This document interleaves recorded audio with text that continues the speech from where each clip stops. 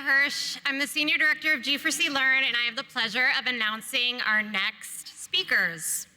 In 2007, when Scratch first launched, a single slashdot sent so much traffic to the site that its sole server crashed. 20 years later, millions of children around the world have created, remixed, and shared more than 1 billion projects. Please welcome Scratch's CEO and President, Champika Fernando, and Games for Change's own Arana Shapiro for a fireside chat on what it takes to nurture and sustain creative online spaces and why Scratch's original vision matters so much today.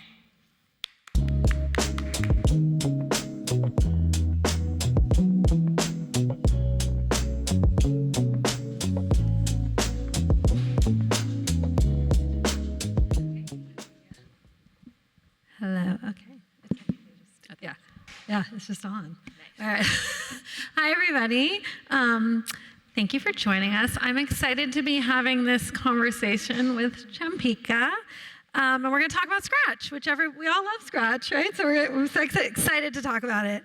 So just to start, Scratch is turning 20. Happy birthday to Scratch. Thank you. Right? It's very exciting. So turning 20 next year, and I want to make sure I get this right. So 20 years, 1 billion projects? Correct. Millions of kids around the world? Yep. What does hitting a milestone like this feel like from where you sit? Yeah, and can I get a show of hands? Does everyone know what Scratch is? Okay. Yeah, so Scratch it's an editor for combining music, sound, code. You can create games, stories, animations. There's an online community where you can share and remix. I think this is supposed to start rolling now. But yeah, as you were saying, there's 1 billion. We have this collection of 1 billion projects from the past 20 years. So as I've been thinking about our 20th anniversary, I feel like that's like a normal time to start being like, well, what do we have to show for the past 20 years? And that 1 billion projects, if you think about, 20 years is an entire childhood. And to me, that 1 billion projects represents a voice of a generation, right? We have stories, games, animations. They range from sort of political, personal, memes. They're funny, they're profound. And it's this really amazing collection of work that is just essentially this new art form, right, that has picked up over the last many years. And so we feel this sort of responsibility to curate that. Will be for our 20th anniversary, we're actually putting together a collection of that. We were talking about, my dream actually is to have that hosted in a gallery somewhere, because I think, beyond for the kids who've made these projects, there's some cultural value to it and something that, it says something about our society or our time right now. So that's one thing. There's this, massive cultural body of work that we have. But to me, and I think, for Scratch, the bigger thing as we look back on 20 years is I constantly meet young people who in 2007, they might have been 10, 11, 12, and now they're adults. And, some of them are working in the gaming industry, some of them are working in the arts, they're working in all sorts of different places, but they, time and time again, they talk about their experience on Scratch being really transformational in terms of their ability to connect with others, create, express themselves. In some cases, the skills they developed, have helped them in their careers, which is great. But I think even more importantly, their time on Scratch was really meaningful to them, and it's sort of stuck with them and has been an important part of their childhood. It's really amazing, and I'm glad you kind of put that out there in the world, the gallery exhibit. Yeah, if anybody, anyone's looking for a new exhibit in their gallery. Yes, if there are anyone here affiliated with galleries and you're interested in partnering with us, we're looking for partners. We're trying to talk to folks, so find me afterwards. Yeah. So I know you weren't there in 2007, but you've been there for a long time. So if you can, to the best of your ability, you can take us back to 2007. What problem was the team that developed Scratch trying to solve, and how much of today's Scratch is was imagined at that time? Yeah, I think so. The original story of Scratch is actually, so we were born at MIT in a research lab at the Media Lab. It's called the Lifelong Kindergarten Group. It's actually where, I think in one of the talks yesterday, they referenced Logo and Seymour Papert. It's the same lab, that's the same history that Scratch comes from. But there was a group of researchers and designers who had been working at this place called the Computer Clubhouse, which is an after-school space where kids had access to, sound editing software, image editing software, video editing software, and they were able to use these technical tools to do creative things. And what they found, and this was maybe 2004, 2005, they found that a lot of kids were playing games and they wanted to be able to make their own games, but the tools that were available to them, there was, some of them were using Flash, but there were a lot of, oh, there we go, now the projects are running. Behind us, this is basically a collection of projects from the last 20 years. It's meant to distract you from what I'm saying. But yeah, so there were all these kids who wanted to make games like the ones that at the time they were playing, but the tools available to them had a lot of sort of complexity and friction. And so this group of researchers and designers were like, well, let's build something that makes it easier for them to make the kinds of things they're now consuming and playing. And they basically started, designing Scratch and going back and forth, going to the Computer Clubhouse and testing out prototypes with the kids. At a certain point, I think they had a prototype that was being used where kids were so immersed in the projects they were making, like some of them were breaking into the Computer Clubhouse after hours to keep working on it. And so yeah, that was sort of the idea behind it. And I think that idea, that design philosophy of trying to look at what kids are already trying to do, what they want to do, and designing tools that enable them to do that more easily is sort of the philosophy that is carried through Scratch to today.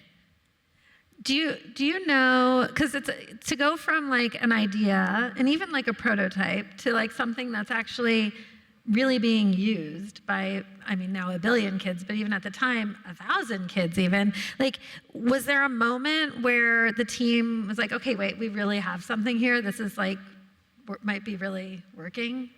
Yeah, so I think in the intro is mentioned like the slashdot story. So basically, once the editor was complete, so there's an editor and an online community. Once the editor was complete, we had also designed this online community where kids can share and remix the projects.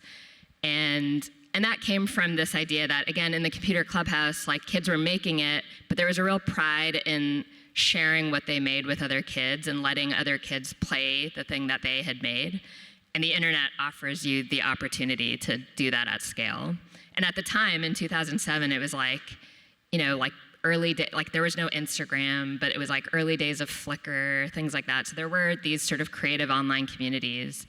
And so it launched in 2007. And at the time, it was a research lab, small group of engineers, designers, students, no marketing team, no PR, but the BBC, because it was from MIT, the BBC wrote an article about it, and someone posted it to Slashdot, and if people remember Slashdot, it's like the community news aggregator, and it got so many upvotes that it ended up on the homepage, and then it was like, it's called the Slashdot effect, where so much traffic was driven to the site that it basically, it was running off of one server at MIT, the server crashed, and then from that moment on, it's pretty much been this sort of exponential growth of like kids and also educators using the platform, and again, with no real marketing or efforts on our part. And I think to us, that was like a signal that we had built something that was meaningful to kids that they wanted to use. It was spreading word of mouth. Kids were telling other kids, and more importantly, educators were telling other educators and making resources around it. We weren't doing any of that. And so to us, that was like a sign of, that spread was a sign of success, but actually like more than growth and scale, our measure of success is we're constantly looking at the projects kids are making.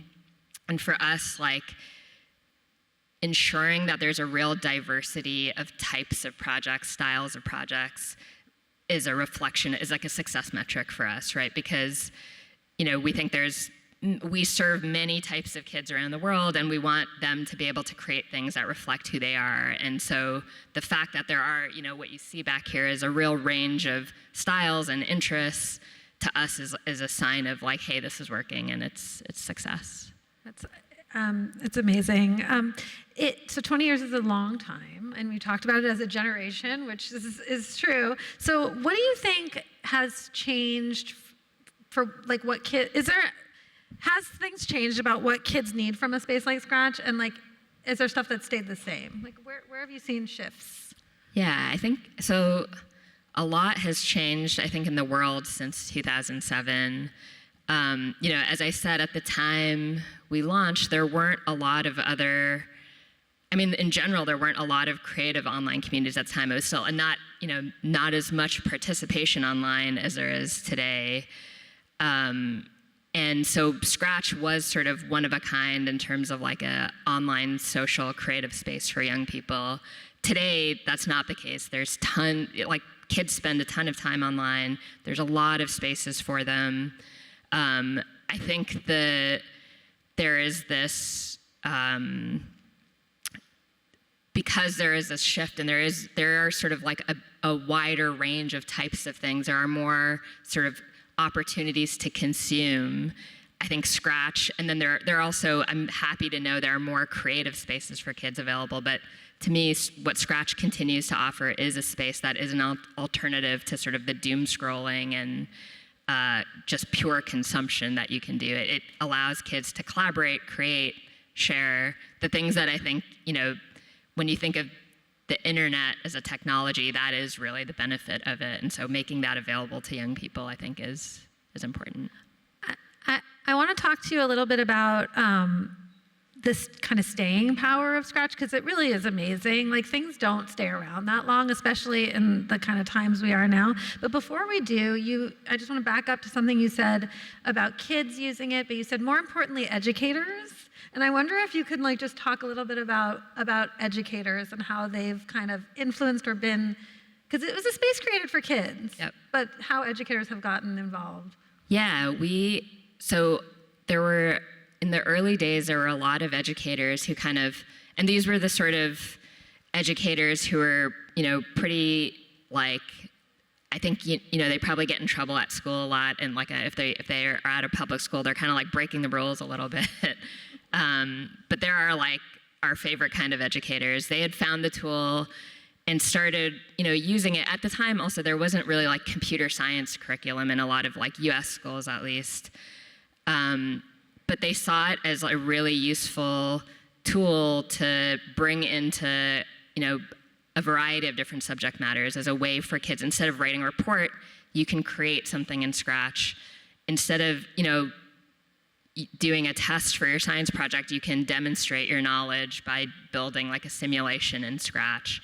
And so there were all these really amazing use cases that educators were creating. And then there actually was, it no longer really exists, but we had this separate online space called Scratch Ed that was mostly, like, we built the infrastructure for it, but it was really grassroots and run by educators, where they would have, local educator meetups, sharing resources and knowledge. And so a lot of kids were getting introduced to Scratch in school by educators who were just like bringing it into history class, English class, art class.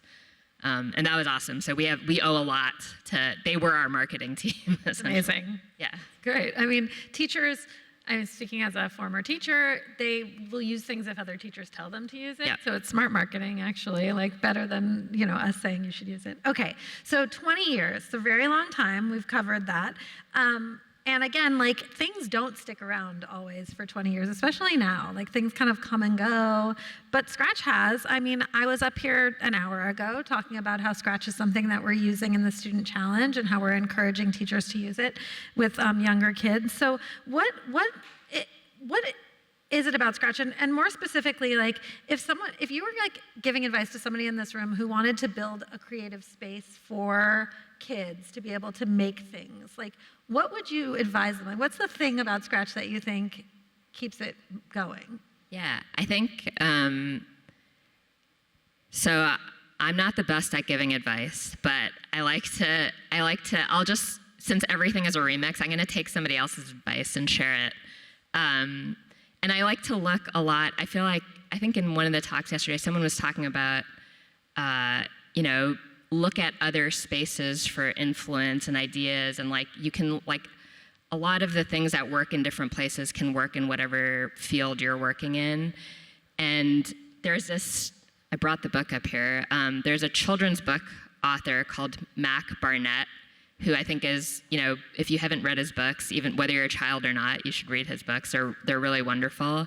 And he wrote this book that's sort of advice for other authors of children's books. And there's something that he says in here that I think resonates with how we think about Scratch, and I think is really good advice for anyone designing anything for kids. And the thing he says is, he basically says that children's books fall into these three categories.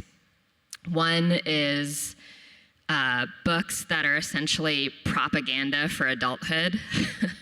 And so it's like, teaching you the rules of, how to be good, or like, what you need to know to be a good citizen, and they're useful and important. And then there's a set of books that are sort of there to kind of entertain children. They tend to be sort of loud and garish and colorful. And there's a place for entertainment as well, and that's really useful. And then there's this third category of book that he describes the first two as sort of sometimes like an adult separating themselves, like these are kids and I'm an adult and I'm creating something for you. And then there's this third category where the person creating the thing, the book, the tech, the game, the platform, sees themselves as an equal to a young person, and you're in dialogue as opposed to speaking at or talking down to. And I think that's like a core of everything we do. We talk to kids in our community, we get their input, everything they tell us is really important. We look to them to figure out what they're trying to do, and then we help them do that thing. And I think in order to do that really well as adults, like I've been thinking about this a lot for myself, is as you grow up, like we think about children as like we need to prepare them for adulthood, but there's in some ways, as you grow up to be an adult, you lose something magical that you had as a child. And so I think as a designer of spaces or products or anything for kids, the more you can connect to your own childhood and find like a direct line of connection to that, the better you'll be at designing those things, because that's Yeah, I mean, listen, we're at the end of day 2 of the festival, and I feel like you just wrapped up our theme so beautifully of reimagining play, because I talk all the time about how, when the most basic form of learning something is to play with something, and allowing the space and for someone to play, and somehow we lose that as we get older. But if you watch, even adults find it, something lights up inside us. Magic. Right?